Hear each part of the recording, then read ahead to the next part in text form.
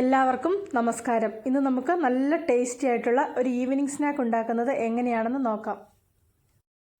വളരെ എളുപ്പത്തിൽ ചെയ്തെടുക്കാൻ പറ്റുന്ന മൈസൂർ ബോണ്ടയുടെ റെസിപ്പിയാണ് ഇന്നിവിടെ ചെയ്യുന്നത്. അതെങ്ങനെയാണ് ചെയ്യുന്നതെന്ന് നോക്കാം. വളരെ കുറച്ച് ഇൻഗ്രീഡിയൻസ് മാത്രമേ ഇതിലേക്ക് ആവശ്യമുള്ളൂ. ഇത് 1/2 കപ്പ് തൈരാണ്. 1/2 കപ്പ് തൈരിലേക്ക് വളരെ കുറച്ച് ബേക്കിംഗ് സോഡ ചേർത്ത് കൊടുക്കാം.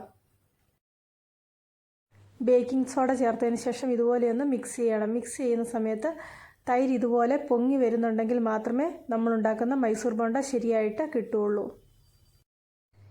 ഇതൊന്ന് മിക്സ് ചെയ്തതിന് ശേഷം ഇതിലേക്ക് ആവശ്യത്തിനുള്ള ഉപ്പും കൂടെ ചേർത്ത് കൊടുക്കാം. അടുത്തതായി ഇതിലേക്ക് ചേർക്കുന്നത് 1 കപ്പ് മൈദയാണ്. 1/4 കപ്പ് അരിപ്പൊടിയും കൂടെ ചേർത്ത് കൊടുക്കാം. മൈദ മാത്രമായിട്ട് മൈസൂർ ബോണ്ട ഉണ്ടാക്കാറുണ്ട്. അരിപ്പൊടിയും കൂടെ ചേർത്തുണ്ടാക്കുന്നതിനാണ് ടേസ്റ്റ് കൂടുതൽ. ഈ കൂട്ടുകളെല്ലാം കുറേശ്ശെയായിട്ട് വെള്ളം ഒഴിച്ച് നന്നായിട്ടൊന്ന് മിക്സ് ചെയ്തെടുക്കാം. ഒരുപാട് ലൂസായിട്ടുള്ള ബാറ്ററോ വല്ലാതെ തിക്കായിട്ടുള്ള ബാറ്ററോ പാടില്ല. ഈ ഒരു വീഡിയോ ശ്രദ്ധിച്ചിട്ടുണ്ടെങ്കിൽ നിങ്ങൾക്ക് ആ ഒരു കൺസിസ്റ്റൻസി മനസ്സിലാകും. സാധാരണ നമ്മൾ ബോണ്ട ഉണ്ടാക്കുന്ന അതേ ഒരു കൺസിസ്റ്റൻസിയിലാണ് മൈസൂർ ബോണ്ടയും മിക്സ് ചെയ്തെടുക്കുന്നത്. അടുത്തതായിട്ട് ഇതിലേക്ക് ഒരു പച്ചമുളക് എത്ര ചെറുതായിട്ട് അരിയാം അത്രയും ചെറുതായിട്ട് അരിഞ്ഞ് ചേർക്കാം. ഒരു ചെറിയ കഷ്ണം ഇഞ്ചിയും ഇതുപോലെ തന്നെ ചെറുതായിട്ട് മുറിച്ചത് ഇതിലേക്ക് ചേർത്ത് കൊടുക്കാം.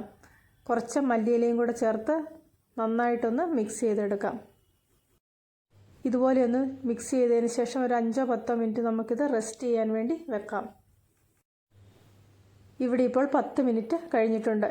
ഇനി നമുക്കിത് നല്ല ചൂടായ എണ്ണയിലേക്ക് ഓരോ ചെറിയ ബോളുകളായിട്ട് ഇട്ട് കൊടുത്ത് വറുത്ത് കോരിയെടുക്കാം. എണ്ണ നന്നായിട്ട് ചൂടായതിന് ശേഷം വേണം ഇതുപോലെ ബോളുകൾ ഓരോന്നായിട്ട് ഇട്ട് കൊടുക്കാൻ. അതിനുശേഷം തീ ഒന്ന് കുറച്ചിട്ട് കൊടുക്കാം. വളരെ ഈസി ആയിട്ട് ഉണ്ടാക്കിയെടുക്കാൻ പറ്റുന്ന ഒരു ഈവനിങ് സ്നാക്കിൻ്റെ റെസിപ്പിയാണ്. ഒരു 10 മിനിറ്റ് പോലും വേണ്ട നമുക്കിത് ഉണ്ടാക്കിയെടുക്കാൻ വേണ്ടി.